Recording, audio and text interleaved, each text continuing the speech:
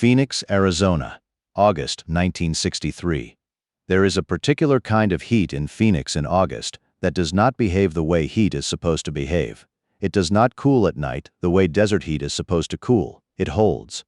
It sits in the asphalt and the concrete and the stucco walls and breathes back out after the sun goes down the way a stone holds warmth, so that midnight in Phoenix in August feels like 4 in the afternoon somewhere reasonable, and the air has a weight to it that is not humidity, but is its own variety of oppressive. On a Thursday evening in August of 1963, a man named Calvin Briggs walked into the lobby of the Hotel San Marcos in Phoenix, Arizona, with a single bag over his shoulder and a reservation confirmation folded in his shirt pocket. He had been traveling since before dawn.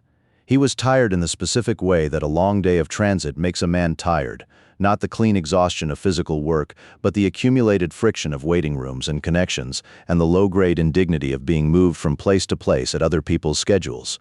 He approached the front desk. He put the confirmation on the counter. He was told politely that there had been an error. There was no room available. Calvin Briggs was 31 years old. He was a school teacher from Tucson. He had a conference in Phoenix starting the following morning and had booked the room 6 weeks in advance and had the confirmation in his hand. He was also black. The desk clerk did not say that was the reason. The desk clerk cited a clerical error and an overbooking and expressed the hotel's regrets and offered nothing further. Calvin Briggs understood the situation. He understood it the way black men in Arizona in 1963 understood these situations, which is to say completely, without illusion, and with the additional weight of knowing that making a scene would not produce a room and might produce something considerably worse. He picked up his confirmation. He turned from the counter. He did not know that a man in the lobby behind him had been watching the entire exchange from an armchair by the window, with a newspaper open across his knee that he had not looked at in several minutes.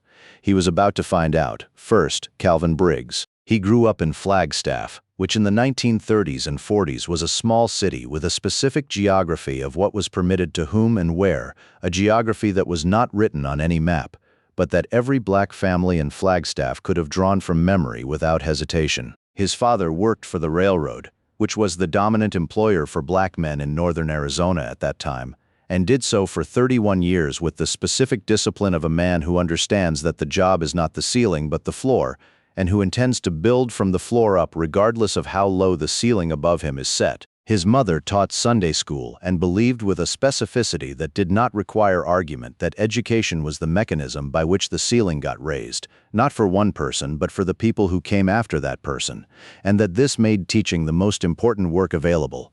Calvin had absorbed both of these things. He was good in school in the way that children of school teachers often are, not because the inheritance is automatic, but because the household understood what school was for in a way that transmitted itself. He went to Arizona State on a partial scholarship and worked the rest. He studied education because his mother's argument had landed, and because he had found, in the course of being a student, that he was genuinely interested in the question of how people learn things, which is the right reason to go into teaching, and the reason that separates the people who stay from the people who leave. He taught 7th and 8th grade English in Tucson. He taught it the way his mother would have recognized, with the understanding that the subject was not the point. The subject was the vehicle. The point was teaching a 12-year-old that they could take a difficult thing, a long book, a complex argument, a piece of writing that did not immediately yield its meaning, and stay with it until it yielded. That staying with difficult things was a learnable skill, and that learning it at 12 or 13 changed what was available to you at 25 or 40. He had been teaching for 7 years. He was good at it. The conference in Phoenix was a regional educators conference, 2 days, sessions on curriculum and pedagogy and the specific challenges of teaching students whose home circumstances made school feel like a foreign country. He had submitted a paper. It had been accepted. He was on the program for Friday afternoon. He had booked the Hotel San Marcos because it was the conference hotel, and because at 31 he was tired of the calculation, tired of the separate list of establishments, tired of the map you had to carry in your head, and because the conference itself was integrated and he had chosen to believe that the hotel would follow. He had been wrong. He was not surprised that he was wrong. That was its own weight to carry. He stood in the lobby of the Hotel San Marcos with his confirmation in his hand and looked at the door and calculated what came next. Find a phone. Call the list. Find a room somewhere that would have him. Get there before the places on the list filled up, because it was August in Phoenix in conference season, and the supply was not unlimited. He started toward the door. "Excuse me." The voice came from the armchair by the window. Calvin turned. The man in the armchair was large enough that the chair looked provisional around him.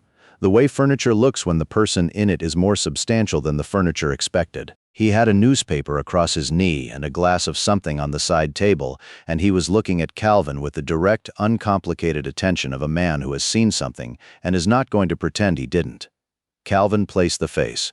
You did not have to be a particular kind of person to place that face in 1963. You had to have seen a movie, which Calvin had many times, in the segregated balcony of the theater in Flagstaff when he was growing up, and then later in integrated theaters in Tucson, and the face was the same face regardless of where you were sitting. He did not say the name. He waited. "I was sitting here when you came in," the man said. He did not say it as an accusation or as a preamble to sympathy. He said it as a fact being established before the relevant thing was said. "I heard the conversation at the desk." Calvin held the confirmation. "Yes, sir," he said. "You have a reservation." "I do." 6 weeks out?" 6 weeks out. Confirmed in writing. The man looked at the confirmation in Calvin's hand, and then at the front desk, and then back at Calvin. "Wait here," he said. He put the newspaper on the side table next to the glass. He stood up. He was standing, even more considerable than he had been sitting. He walked to the front desk. Calvin did not follow. He stood where he was and watched. The desk clerk who had told Calvin there was no room was a young man, mid-20s, with the pressed efficiency of someone who has been told that the hotel's presentation reflects on him personally and has taken that instruction to heart.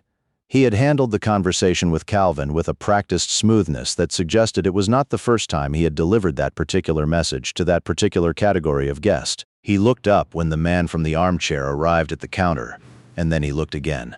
The second look being the one where recognition arrived, and something shifted in his posture in the way that things shift when a person realizes the context has changed.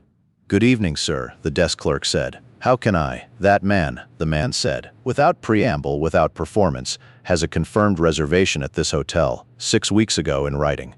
He put one large hand flat on the counter. "I would like to understand the nature of the error that resulted in him being told there is no room."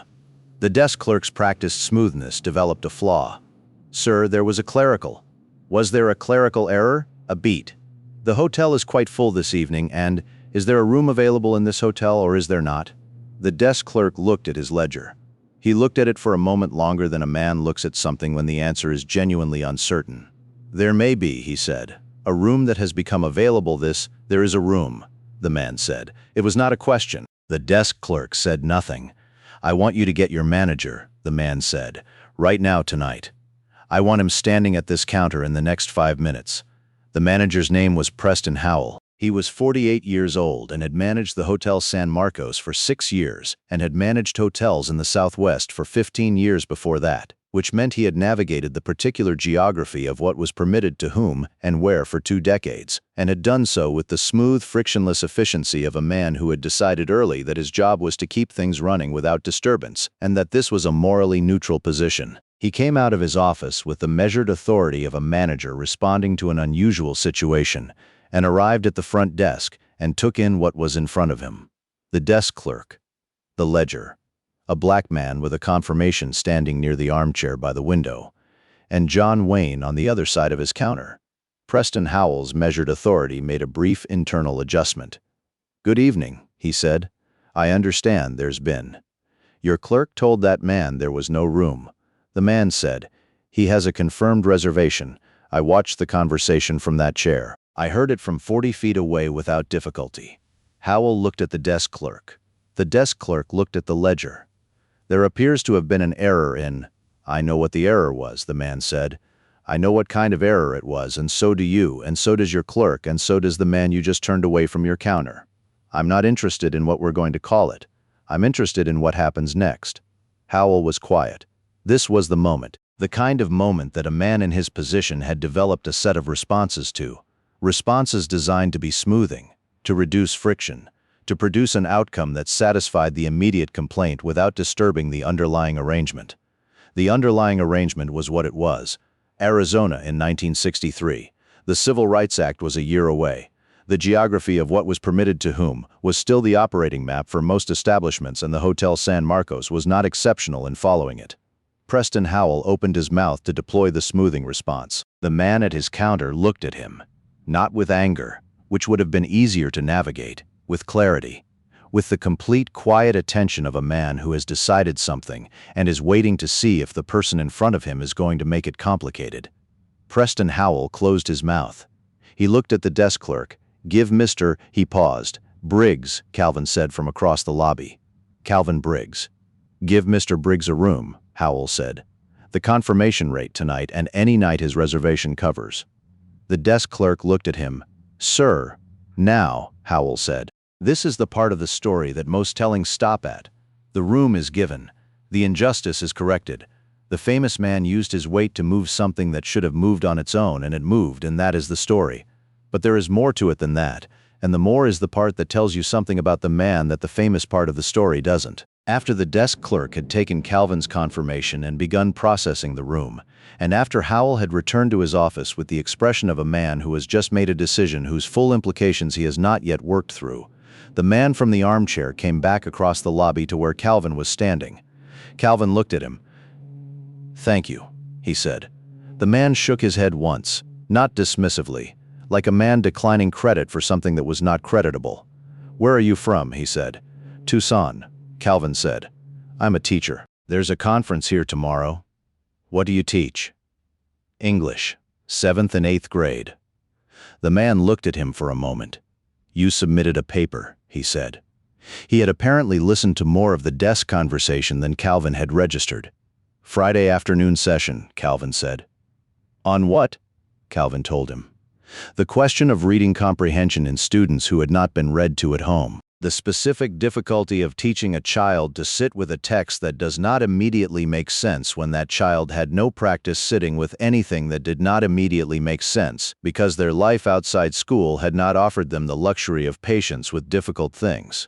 The man listened the way he had listened at the trading post counter, the way he had listened at the saddlery bench, the way he always seemed to listen when he was actually listening. "That sounds important," he said. "I think it is," Calvin said. "Will you say all that in the paper?" "I'll try to." The man was quiet for a moment. He looked at the desk, where Calvin's room was being processed. Then he looked back. "Can I ask you something?" Calvin said. "Go ahead." "Why do you stay here, at this hotel?" It was a real question, not hostile.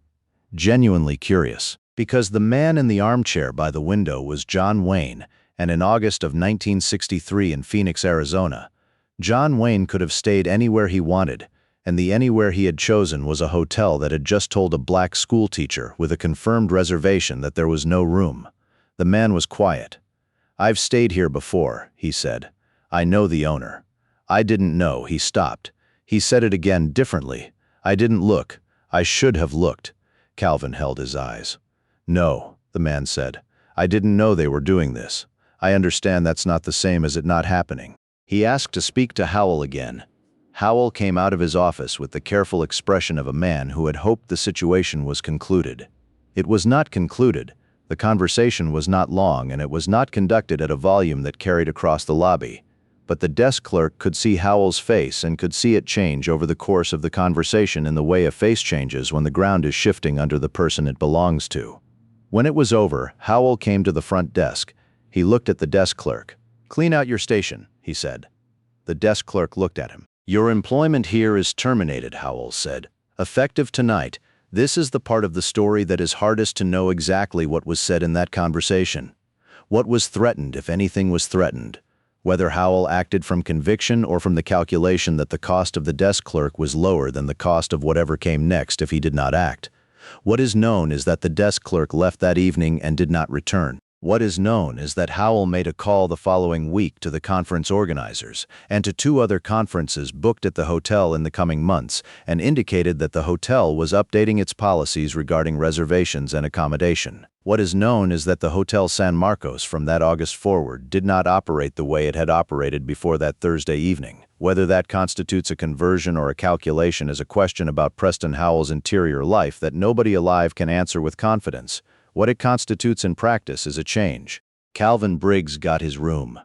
He checked in, took his bag upstairs, washed the day off, and sat on the edge of the bed in the air-conditioned quiet for a few minutes. Then he opened his briefcase and got out his paper and read it through once, which was what he always did the night before he presented, to hear it in his own head and find the places where it was saying something different from what he meant. It was saying mostly what he meant. He made 2 changes, small ones. A sentence that was clearer another way. A transition that needed weight. He turned the light off at 10. He slept. He presented on Friday afternoon to a room of about 60 educators from around the region. He presented the paper the way he had intended to present it, clearly and without hedging, because the argument was sound and hedging a sound argument was not honesty but its opposite. The room was attentive. There were questions afterward, good ones, the kind that meant the audience had engaged rather than waited. A woman from the Phoenix School District asked for a copy of the paper. He gave her one. She brought it back to her district. It circulated. It reached a curriculum committee that was working on a reading intervention program for students in low-income schools, and it contributed, in the way that papers contribute when they reach the right people at the right time, to the shape of what that program became. Calvin did not know that for 2 years. When he found out, he sat with it quietly for a while, the way you sit with something that is larger than you expected. He told the lobby story once, in 1971, to a class of student teachers he was supervising at the University of Arizona, where he was teaching by then. He told it not as a John Wayne story, but as a story about what it cost to walk toward a door instead of a counter, and what it meant when someone else decided the situation was not finished. He told it plainly, without making the man larger than he was, without making the hotel smaller than it was. He told it the way he had always tried to tell difficult things, with the understanding that accuracy is not the same as neutrality, and that you can be accurate about an injustice without being detached from it. A student asked him afterward what he thought about John Wayne specifically, about a man whose politics were, by 1971, a matter of considerable public record and considerable controversy, whether the lobby mattered given the rest. Calvin thought about the armchair, about the newspaper on the knee, about a man who said I should have looked and then said something about it that produced a change. People are not their best moments, Calvin said. They're also not their worst. A man can be wrong about large things and right about the thing in front of him. The thing in front of him is not nothing. It doesn't excuse the large things, but it's not nothing. The student wrote it down. Calvin saw the pen moving and let the room be quiet for a moment. That's actually what I've been trying to say about reading all semester, he said. You don't dismiss the whole text because one chapter fails. You stay with it. You find what's there. The Hotel San Marcos still stands in Phoenix. The building has changed hands and names and purposes over the decades, the way buildings in Phoenix do, cycling through uses as the city grows around them and the economy shifts, and what a particular location is good for changes with the times. But the building is there. The lobby where a man folded his newspaper and stood up from an armchair is there. Calvin Briggs retired from the University of Arizona in 1994. He had taught for 31 years, first in the 7th and 8th grade rooms in Tucson, then in the university program that trained the people who went into those rooms. At his retirement, his former students were teaching in classrooms across Arizona, New Mexico, California, Colorado. Some of them were department heads.